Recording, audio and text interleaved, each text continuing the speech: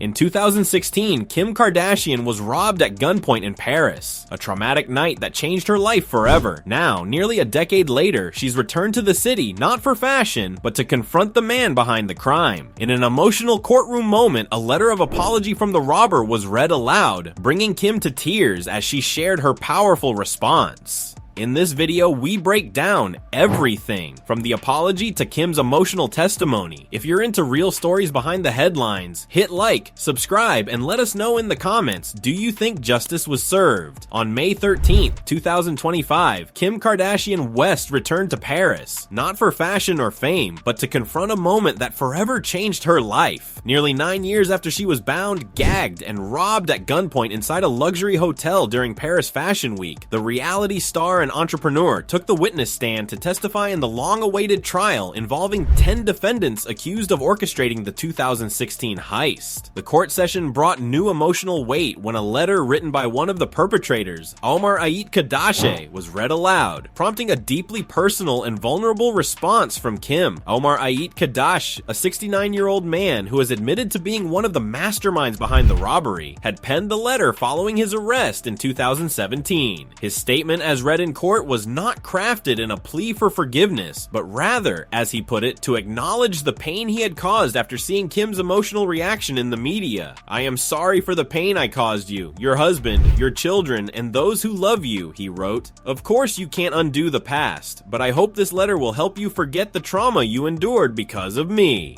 The letter visibly moved Kim, who began to cry as the words echoed through the courtroom. When invited by the court to respond, the 44-year-old, dressed conservatively, her demeanor somber, shared her reflections. "I'm obviously emotional about it," she said. "This experience changed my life, and it changed my family's life." Kim, known for her transformation from reality TV personality to criminal justice reform advocate, acknowledged the nuance of the moment. She has championed second chances for prisoners in the US and used her platform to highlight stories of rehabilitation. "I do also fight for victims who have been through horrific crimes and want to be heard and understood," she said. Turning her attention directly to Omar, who is now deaf and mute following recent health challenges, she added, "I do appreciate the letter. I forgive you for what has taken place, but it doesn't change the emotion and the feelings and the trauma. The way my life is forever changed." Her words captured the complicated intersection of compassion and justice. While she granted forgiveness, Kim made it clear that the psychological scars remain. The night of the robbery, which took place on October the 3rd, 2016, was a traumatic ordeal that still shapes how she moves through the world. During her testimony, Kim recounted those terrifying hours in vivid detail. She had been staying at the exclusive Hotel de Portales when a group of masked men disguised as police officers broke in and robbed her at gunpoint. The robbers made off with an estimated $10 million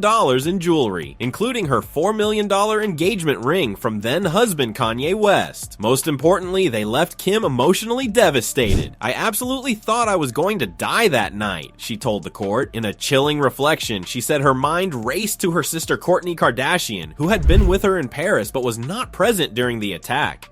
"I would be dead on the bed, shot dead, and she would see that and have that memory forever," Kim said tearfully. She also thought about her mother, Kris Jenner, and her longtime friend and stylist Simone Harouche, who was also in the hotel, though on a different floor. "I hoped they would have an okay life after," Kim said, her voice shaking. The testimony was a powerful reminder that behind the headlines and paparazzi flashes lies a human being deeply affected by a life-threatening incident. The glitz of her celebrity often overshadows her vulnerability, but in that courtroom, the image of Kim Kardashian was stripped down to its core: a mother, a daughter, a survivor. Since the robbery, Kim has spoken publicly about the profound ways the incident reshaped her priorities and behavior. She scaled back sharing real-time posts on social media, became more private about her movements, and took security more seriously. The fear that gripped her that night still lingers, influencing how she protects her children, North, 11, Saint, 9, Chicago 7, and Psalm 6, and conducts herself in public life. This Paris trial marks a significant milestone in the legal reckoning for the crime. Of the 10 defendants currently on trial, only Ait Kadache and one other have admitted guilt. Kadache, often referred to by his alias Omar the Old, was a seasoned criminal and, according to investigators, the ringleader of the group dubbed the Grandpa Gang, a collection of aging thieves with a long history of organized crime. His statement, as read in court, offered no excuses, only an attempt at acknowledging the emotional emotional consequences of his actions. While some may view the letter as a strategic legal move or a hollow gesture, Kim appeared to accept its intention even if the wounds remain unhealed. The courtroom exchange offered a striking example of Kim Kardashian's growth over the years. She once captured headlines for her reality show antics and celebrity romances. Now she finds herself testifying in international courtrooms and advocating for systemic change. Her remarks to the court reflected this evolution, graceful, measured, and grounded in her dual commitment to justice and empathy. This trial may bring a sense of legal closure, but as Kim made clear, the emotional aftermath of that night in Paris is something she continues to carry. Still, by confronting her trauma in the courtroom and choosing to forgive, even when forgetting isn't an option, she took a powerful step in reclaiming the narrative. In doing so, she reminded the world that strength isn't just about survival, it's about transformation. Kim Kardashian, the mogul, mother, and now advocate, has turned a night of horror into a mission of purpose. As the trial continues and the court weighs the fates of the other defendants, her voice, once silenced in fear, now speaks for countless others who have endured similar violations and long to be heard.